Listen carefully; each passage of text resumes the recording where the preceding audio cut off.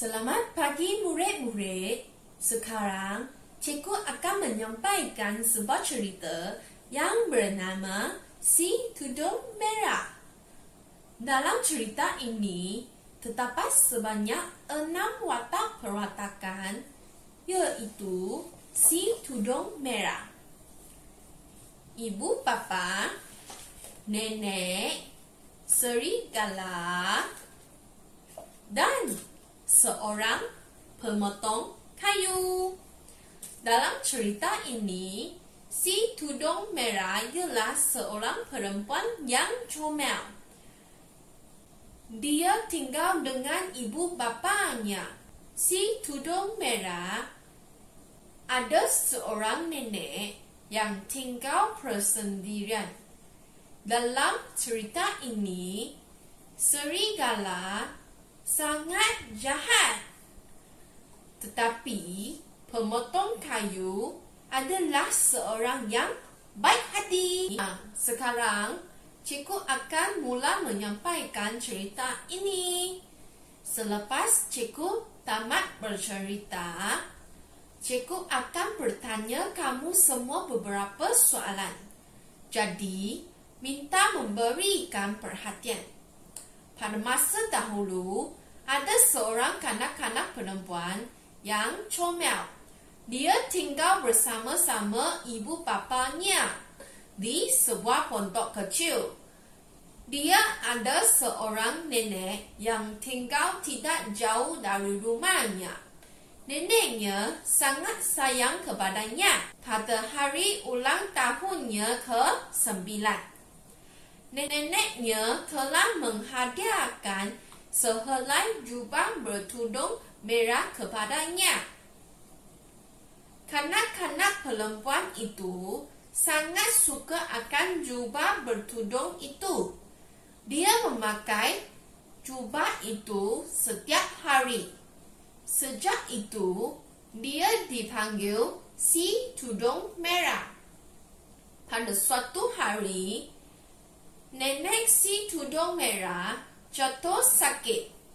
Si Tudung Merah, panggil ibunya. Nenek kamu tidak sihat. Ibu telah memasak sup untuknya. Kamu bawalah sup ini ke rumahnya. Tetapi ingat, pesan ibunya lagi.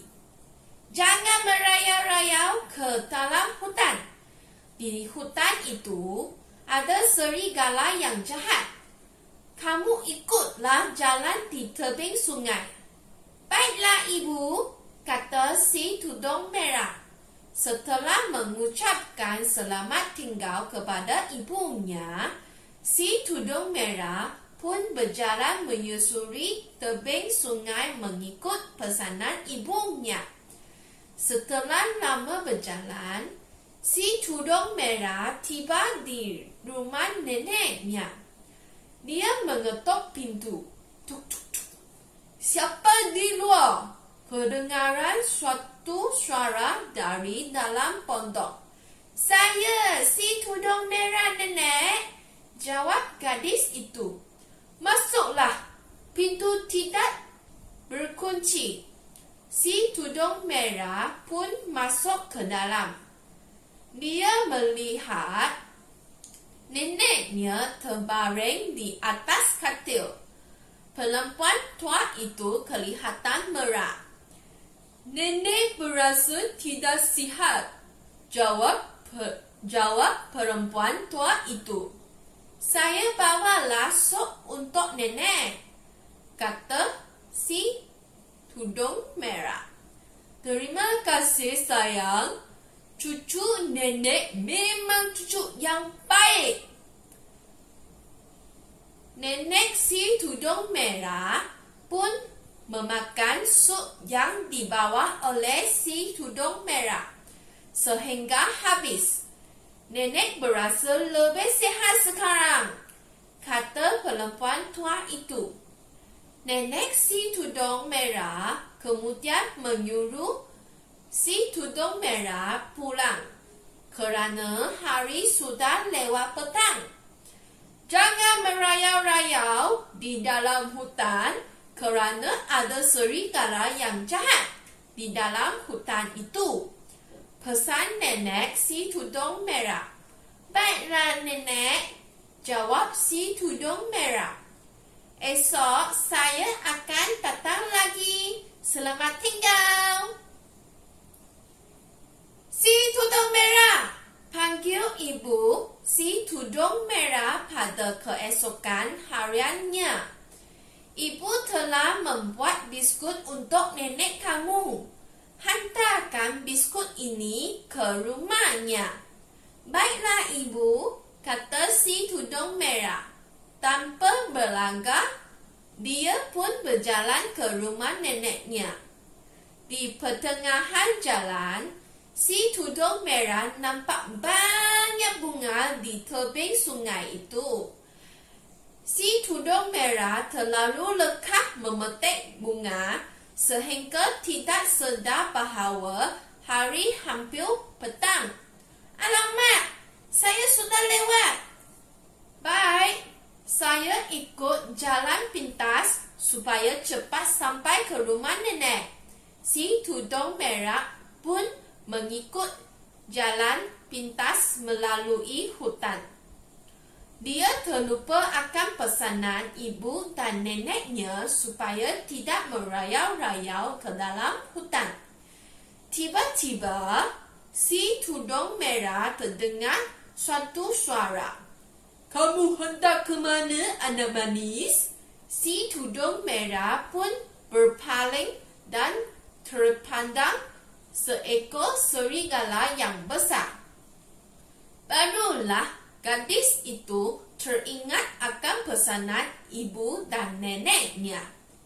Dia berasa sangat takut. Si tudung merah memberanikan diri. Saya hendak ke rumah nenek untuk menghantarkan makanan ini, jawab si tudung merah. Jauhkah rumah nenek kamu dari sini? Tanya serigala lagi. Tidak jauh. Di hujung hutan ini sahaja, jawab si tudung merah. Baiklah, pergilah sekarang, kata serigala. Nenek kamu sedang menunggu kedatangan kamu. Si tudung merah pun berlari ke rumah neneknya. Dia tidak mengetahui bahawa serigala sedang membuat rancangan untuk memakannya. Apabila tiba di rumah neneknya, si tudung merah membuka pintu sambil berkata, "Nenek, saya sudah sampai. Apa khabar nenek hari ini?" Nenek tidak sihat. Kedengaran suatu suara yang garau. Kenapa suara nenek lain benar hari ini? Tanya si tudung merah. Tekah nenek sakit.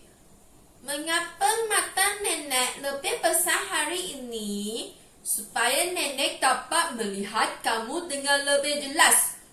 Telinga nenek pun lebih besar. Supaya nenek dapat mendengar suara kamu dengan lebih jelas. Gigi nenek pun besar dan tajam. Supaya nenek dapat makan kamu.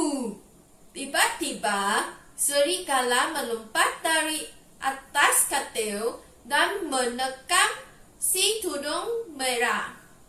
Tolong! Tolong! Si tudung merah menjerit meminta tolong. Pada masa yang sama, seorang pemotong kayu lalu di tempat itu.